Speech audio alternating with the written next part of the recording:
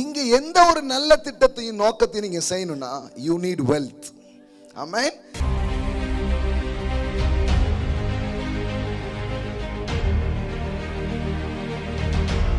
பூமியில் உள்ள பரிசுத்தவான்களுக்கும் நான் என் முழு பிரியத்தை வைத்திருக்கிற மகாத்மாக்களுக்கும் அது வேண்டியதா இருக்கிறது என்று சொன்னாய். என் செல்வம் உமக்கு வேண்டியதாய் இராமல். அதாவது பரலோகத்துக்கு தேவையில்லை, எங்க தேவைப்படுது? கீழே இப்ப போடுங்க. பூமியில் உள்ள பரிசுத்தவான்களுக்கு எல்லாம் சொல்லுங்க, செல்வம் அங்க பரலோகத்துக்கு உன் பணம் போகாது, அது எங்களுக்கு தெரியுங்க. இது பெரிய வெளிப்பாடா. இந்த பணத்தின் பரலோகத்துக்கு போகாது, இது பெரிய ஒரு இது. அங்க அது தேவையில்லை. அங்க தங்கத்தாலே ரோடு போட்டிருக்கிறாங்க, நீங்க தார் ரோடு போடுறதுக்கே கஷ்டப்பட்டு இருக்கிறீங்க. அது போகாது, அதெல்லாம் தெரியும். ஆனா இந்த பூமியில் உள்ள பரிசுத்தவான்களுக்கு அது தேவைப்படுகிற ஒன்றா இருக்கிறது. ஆமென்.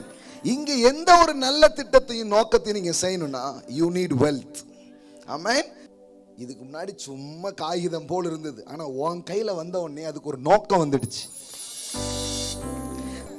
எல்லாம் சொல்லுங்க, என் கையில வரும் வருமானம் நல்லது. காலையில இருந்து நிறைய நல்லது கேட்டே வர்றீங்கல்ல, இப்ப நான் சொல்றேன், உங்கள் வருமானம்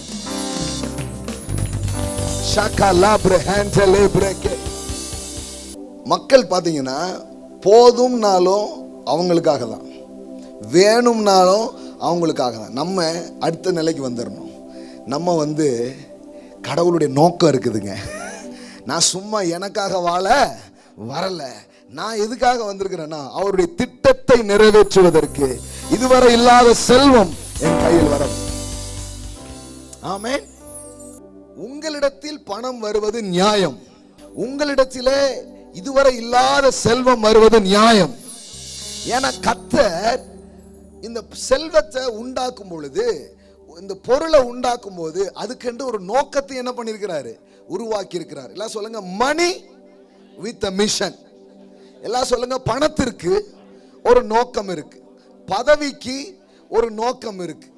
இப்போ நீங்க அந்த நோக்கத்துக்காக நான் வாழணும்னு நினைக்கும் போது இது ரெண்டும் உங்க கையில வர ஆரம்பிக்கும். இது ரெண்டும் உங்க கையில வர ஆரம்பிக்கும். பாருங்களேன், இதை கர்த்தரே செய்கிறார். ஆமென்.